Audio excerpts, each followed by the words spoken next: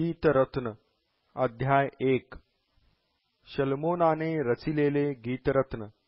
तो मला मुखचुंबन देवो, तुझे प्रेम द्राक्षारसाहून मधुर आहे। तुझ्या सुवासिक अत्तराचा घमघमाट सुटतो। तुझे नाव सिंचन केलेले सुगंधी अत्तरच होय, म्हणूनच कुमारी तुझवर प्रेम करीतात। माझ्या चित्ताचे आकर्षण कर, म्हणजे आम्ही तुझ्या मागून धावत येऊ।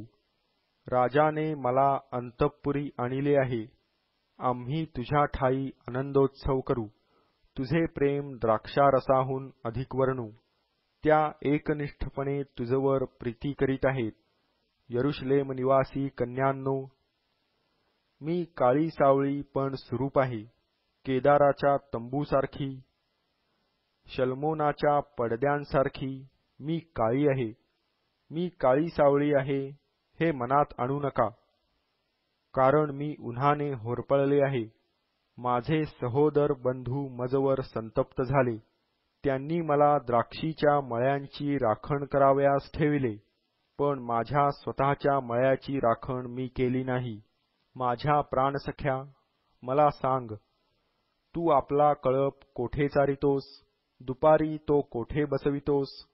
तुझ्या सोबत्यांच्या कळपांजवळ मी का भ्रमत राहावे?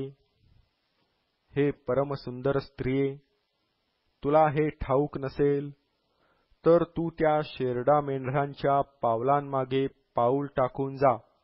मेंढपाळांच्या राहुट्यांनजीक आपली करडे चारीत राहा। माझ्या सखे, मी तुला फारोच्या रथाच्या घोडीसारखे लेखितो। गोफांनी तुझे गाल, रत्नहारांनी तुझा कंठ सुरेख दिसत आहे। आम्ही तुझसाठी चांदीचे टिके लाविलेले सोन्याचे गोफ करू। राजा मेजाजवळ बसला असता माझ्या जटामासीचा सुगंध पसरला। माझा वल्लभ माझ्या कुचद्वयांमध्ये ठेविलेल्या गंधरसाच्या पुडीसारखा मला आहे। माझा वल्लभ मला ऐन गेदी येथील द्राक्षीच्या मळ्यातील मेंदीच्या पुष्पगुच्छाप्रमाणे आहे। माझ्या सखे, तू सुंदर आहेस। अगे, तू सुंदर आहेस, तुझे नेत्र कपोतासारखे आहेत।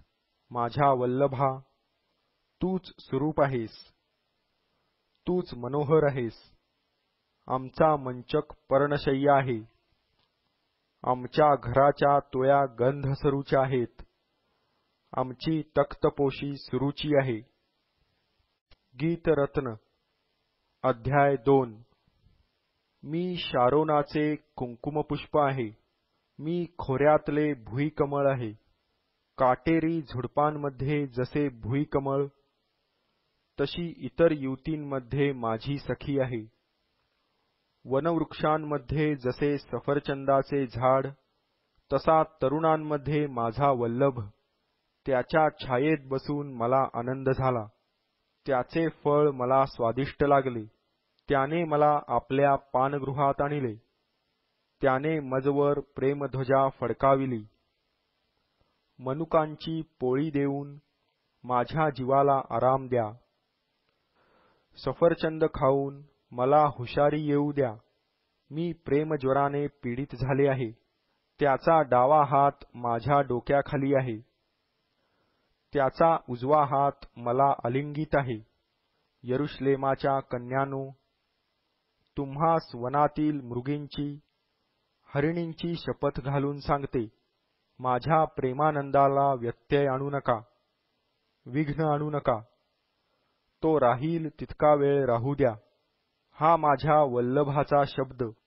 पहा, तो डोंगरावरून उड्या टाकीत, टेकड्यांवरून दौडत येत आहे। माझा वल्लभ हरिणासारखा, मृगीच्या पाडसासारखा आहे।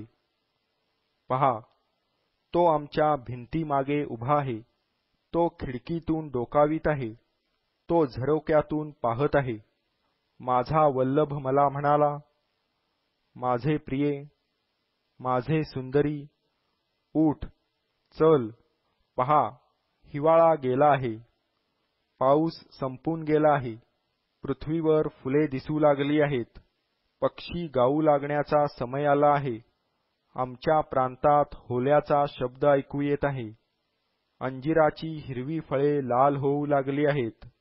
द्राक्षीस फुलवरा येऊन सुगंध सुटला आहे. माझे प्रिये, माझे सुंदरी, उठ, चल, ये. आगे माझे कपोते, खडकाच्या कपारीत, कड्याच्या आडोशास राहणारे, मला तुझे मुख पाहू दे. तुझा शब्द मला ऐकू दे, कारण तुझा कंठ मधुर आहे. तुझे मुख रम्य आहे. द्राक्षीच्या मळ्यांची नासधूस करणाऱ्या खोकडास, त्या लहान कोल्ह्यास आम्हासाठी धरा, कारण आमचे द्राक्षीचे मळे फुलले आहेत. माझा वल्लभ माझा व मी त्याची. तो आपला कळप भुईकमळात चारीत आहे. शिळोप्याची वेळ, छाया नाहीशी होण्याची वेळ येईपर्यंत तू फिरत राहा. माझ्या वल्लभा, हरिणाप्रमाणे, मृगीच्या पाडसाप्रमाणे वियोग पर्वतावर फिर. गीतरत्न अध्याय 3.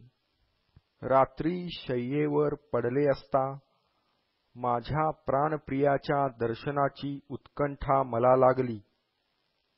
मी त्याला चोहोकडे पाहिले, पण तो मला आढळला नाही. माझ्या मनात आले की आता उठून शहरभर फिरावे.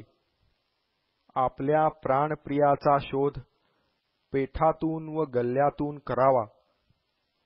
मी त्याचा शोध केला, पण तो मला आढळला नाही. नगरात फिरणारे जागले मला भेटले. मी त्यास विचारिले, माझा प्राणप्रिय तुम्हास कोठे आढळला काय? त्यास सोडून मी अंमळ पुढे जाते. तो माझा प्राणप्रिय मला भेटला. मी त्याला धरून ठेविले. मी त्याला आपल्या मातृगृही, आपल्या जननीच्या कोठडीत आणीपर्यंत सोडिले नाही. यरुशलेमेच्या कन्यांनो, तुम्हास वनातील मृगींची, हरिणींची शपथ घालून सांगते, माझ्या प्रेमानंदात व्यत्यय आणू नका, विघ्न आणू नका. तो राहील तितका वेळ राहू द्या.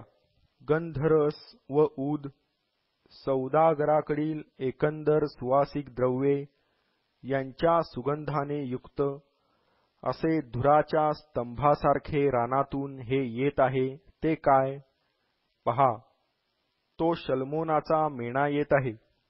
त्याच्याबरोबर 60 वीरपुरुष चालत आहेत. ते इस्रायलाच्या वीरपुरुषांपैकी आहेत. ते सर्व खड्गधारी व युद्धप्रवीण आहेत. रात्रीच्या समयी प्राप्त होणाऱ्या भयास्तव प्रत्येकाच्या कमरेस तरवार लटकत आहे.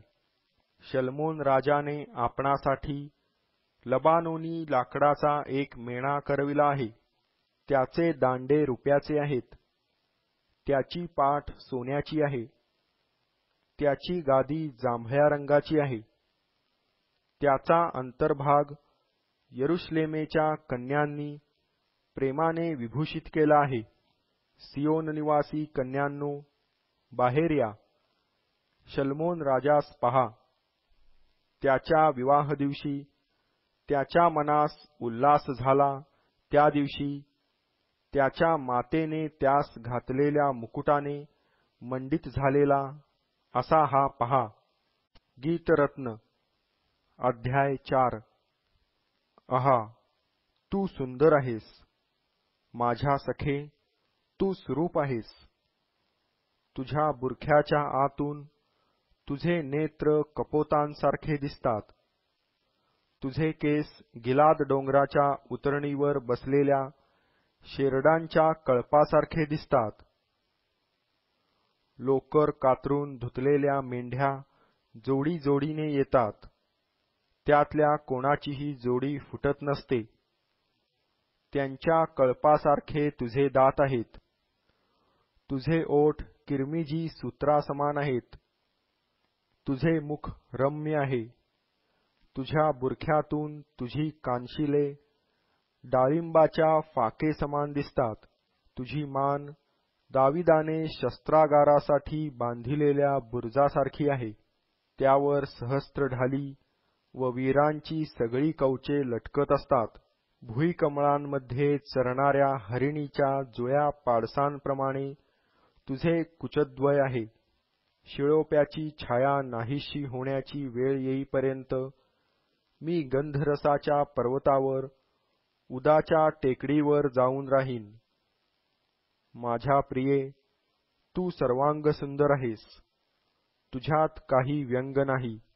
अगे माझ्या वधू, लबानोनावरून मजबरोबर ये. अमानाच्या माथ्यावरून, सनीर व हर्मोन यांच्या माथ्यावरून, सिंहांच्या गुहातून, चित्त्यांच्या पहाडावरून तू नजर फेक. अगे माझे भगिनी, माझे वधू, तू माझे मन मोहिले. तुझ्या नेत्रकटाक्षाने, तुझ्या गळ्यातल्या लहानशा हाराने माझे मन मोहिले. अगे माझे भगिनी, माझे वधू, तुझे प्रेम किती मनोरम आहे. तुझे प्रेम द्राक्षारसाहून कितीतरी मधुर आहे. तुझ्या उठण्याचा वास सर्व प्रकारच्या सुगंधी द्रव्याहून मधुर आहे. माझे वधू, तुझ्या ओठातून मधु स्त्रवतो. तुझ्या जिव्हेखाली मधु व दुग्ध ही आहेत. तुझ्या वस्त्रांचा सुवास लबानोनाच्या सुगंधासारखा आहे. माझी भगिनी, माझी वधू, ही बंद असलेली बाग, बंद असलेला निर्झर, मोहरबंद कारंजे होय. तुझ्या ठाई सुंदर फळे देणारी डाळिंबाची वाटिका अंकुरित झाली आहे. मेंदी व जटामासी, जटामासी व केशर, वेखंड व दालचिनी, उदाची सर्व प्रकारची झाडे आणि गंधरस व अगरू, तशीच इतर सर्व सुगंधी झाडे तुझ्या ठाई आहेत.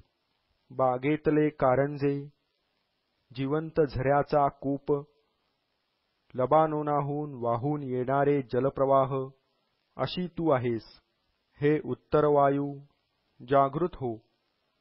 दक्षिण वायू, तूही ये. माझ्या बागेवरून वहा, तिचा परिमल पसर.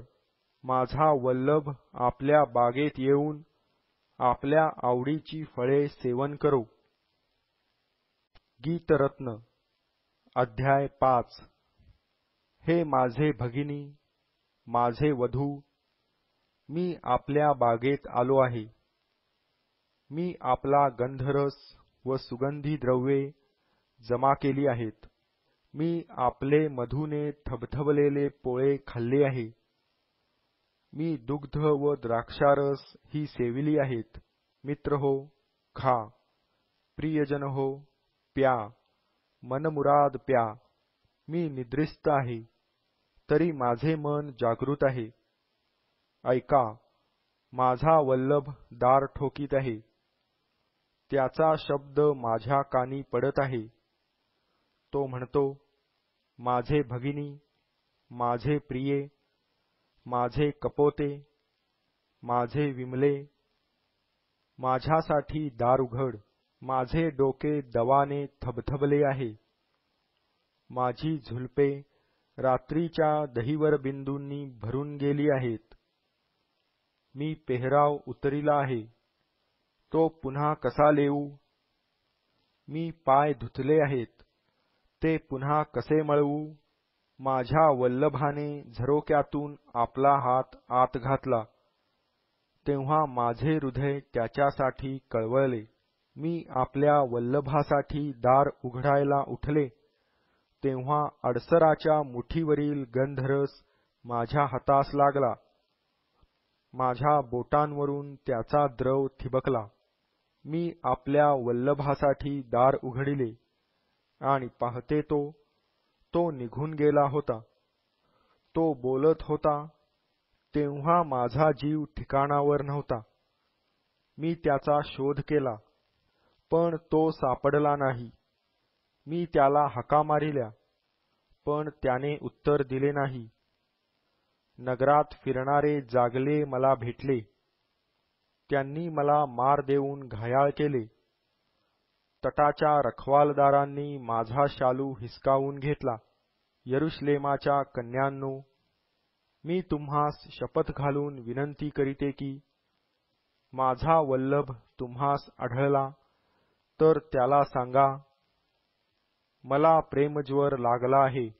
स्त्रियातल्या परमसुंदरी, तुझ्या वल्लभात इतराहून अधिक ते काय आहे? तू आम्हास शपथ घालितेस तर तुझ्या वल्लभात इतराहून अधिक ते काय आहे? माझा वल्लभ गोरापान व लालबुंद आहे. तो लाखात मोहरा आहे. त्याचे शिर बावनकशी सोन्यासारखे आहे. त्याची झुलपे कुरळी व डोमकावळ्यासारखी काळी कुळकुळीत आहेत. त्याचे डोळे ओढ्याच्या काठांवरील होल्यांसारखे आहेत. ते दुधात डुंबत असून नीट जडलेले आहेत. त्याचे गाल सुगंधोत्पादक वनस्पतीचे ताटवे आहेत. त्याचे ओठ कमलांप्रमाणे असून त्यातून गंधरस स्रवतो. त्याचे हात पुष्परागाने खचलेल्या सुवर्ण नलिकाच होत.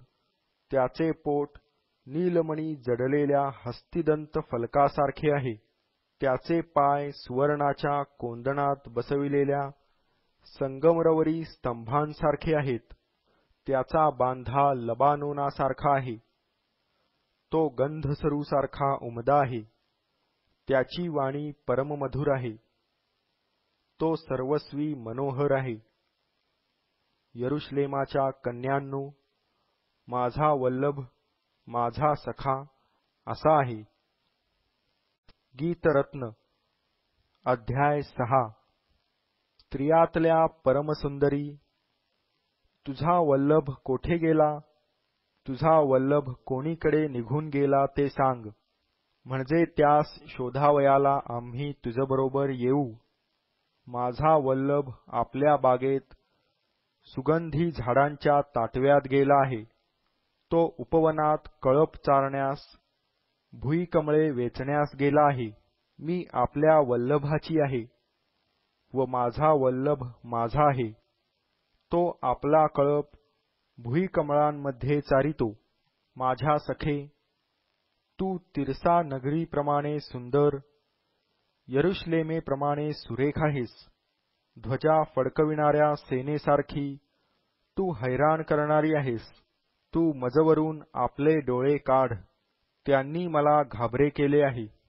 तुझे केस गिलाद डोंगराच्या उतरणीवर बसलेल्या शेरडांच्या कळपासारखे दिसतात. धुतलेल्या मेंढ्या जोडी जोडीने येतात. त्यातल्या कोणाचीही जोडी फुटत नसते. त्यांच्या कळपासारखे तुझे दात आहेत. तुझ्या बुरख्यातून तुझी कानशिले डाळिंबाच्या फाकेसमान दिसतात. 60 राण्या, 80 उपपत्नी आणि अगणित कुमारी आहेत. पण माझी कपोती, माझी विमला अशी एकच. ती आपल्या आईची एकुलती एक, आपल्या जननीची लाडकी आहे. तिला पाहून कन्यांनी धन्य म्हटले. राण्यांनी व उपपत्नींनी तिची प्रशंसा केली.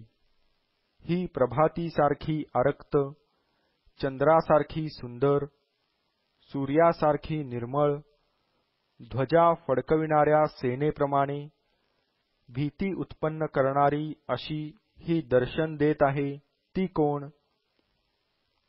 खोऱ्यातील हिरवीगार झाडे झुडपे पहावी.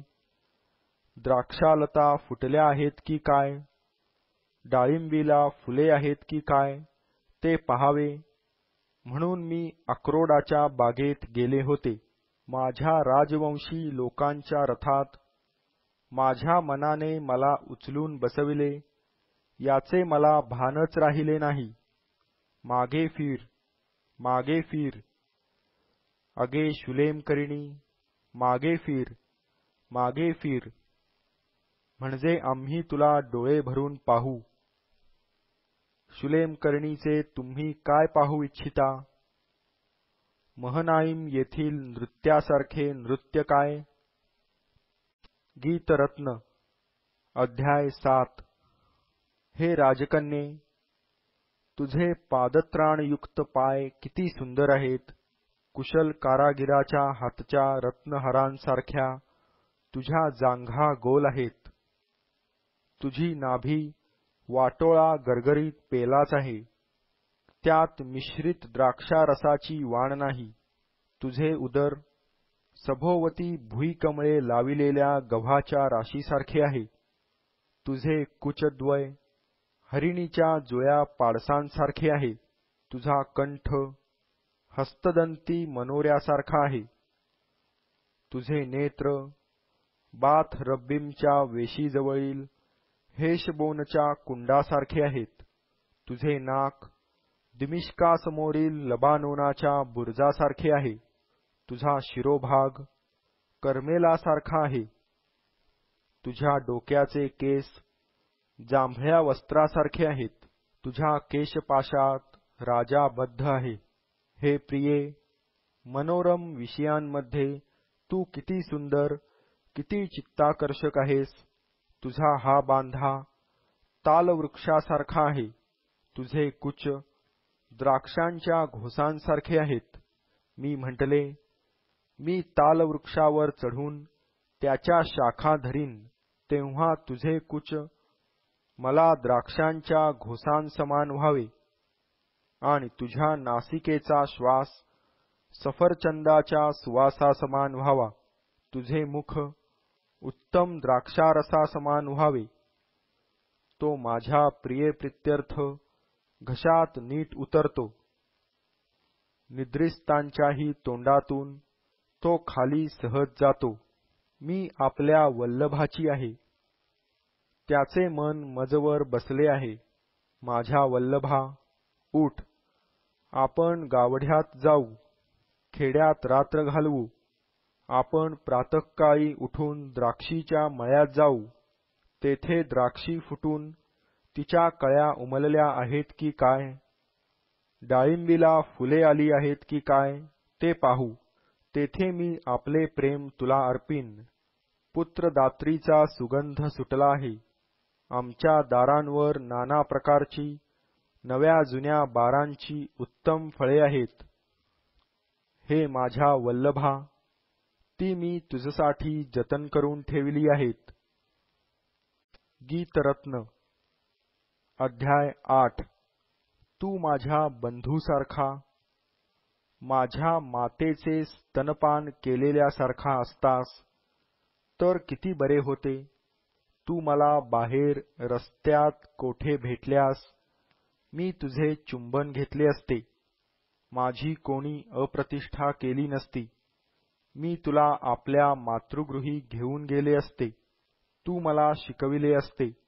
मसाला घातलेला द्राक्षारस, माझ्या डाळिंबाचा रस मी तुला प्यावयास दिला असता. त्याचा डावा हात माझ्या डोक्याखाली असो, त्याचा उजवा हात मला आलिंगो. यरुशलेमाच्या कन्यांनो, तुम्हास शपथ घालून सांगते, माझ्या प्रेमानंदात व्यत्यय आणू नका, विघ्न आणू नका. तो राहील तितका वेळ राहू द्या. आपल्या वल्लभावर ओठंगून रानातून येत आहे ही कोण? सफरचंदाच्या झाडाखाली मी तुझे प्रेम जागृत केले. तेथे तुझी माता तुला प्रसवली. तुझ्या जननीला तेथे प्रसववेदना झाल्या. आपल्या हृदयाशी मला मुद्रेप्रमाणे ठेव. मुद्रेप्रमाणे मला आपल्या बाहूंवर ठेव. कारण प्रेम मृत्यूसारखे प्रबळ आहे. प्रेमसंशय अधोलोकासारखा निष्ठुर आहे. त्याची ज्वाला अग्निज्वालेसारखी, किंबहुना परमेशाने प्रदीप्त केलेला तो अग्नीच आहे. असले प्रेम महाजलांच्यानेही विझवणार नाही. महापुरांनाही ते बुडवून टाकिता येणार नाही. मनुष्याने प्रेमासाठी आपल्या घरची सगळी संपत्ती दिली, तरी ती त्यापुढे तुच्छ होय. आमची एक धाकटी बहीण आहे. तिला अजून ऊर फुटले नाहीत. आमच्या ह्या बहिणीस मागणी येईल त्या दिवशी आम्ही तिचे काय करावे? ती तटासारखी असली तर तिजवर आम्ही रुपयाचा मनोरा बांधू. ती वेशीसारखी असली तर गंधसरूच्या फळ्यांनी तिची बंदिस्ती करू. मी तटासारखी होते, माझे कुच बुरुजांसारखे होते, म्हणून मी आपल्या वल्लभाच्या दृष्टीने कृपाप्रसादास पात्र झाले. बाल हामोन येथे शल्मोनाचा एक द्राक्षाचा मळा होता. त्याने तो बागवानास लावून दिला होता. त्यातील फळांबद्दल प्रत्येकाने 1000 रुपये द्यावे असे होते. माझाही एक द्राक्षीचा मळा आहे, त्यावर माझी मालकी आहे. हे शल्मोना, त्याबद्दलचे 1000 रुपये तुझे आणि 200 रुपये फळांची राखण करणाऱ्यांचे. अगे बागात राहणारे, तुझ्या सख्या तुझे शब्द ऐकण्यास आतुर झाल्या आहेत. मलाही ते ऐकीव. माझ्या वल्लभा, त्वरा कर. सुगंधी वनस्पतींच्या डोंगरांवर हरिणासारखा, मृगीच्या पाडसासारखा तू हो.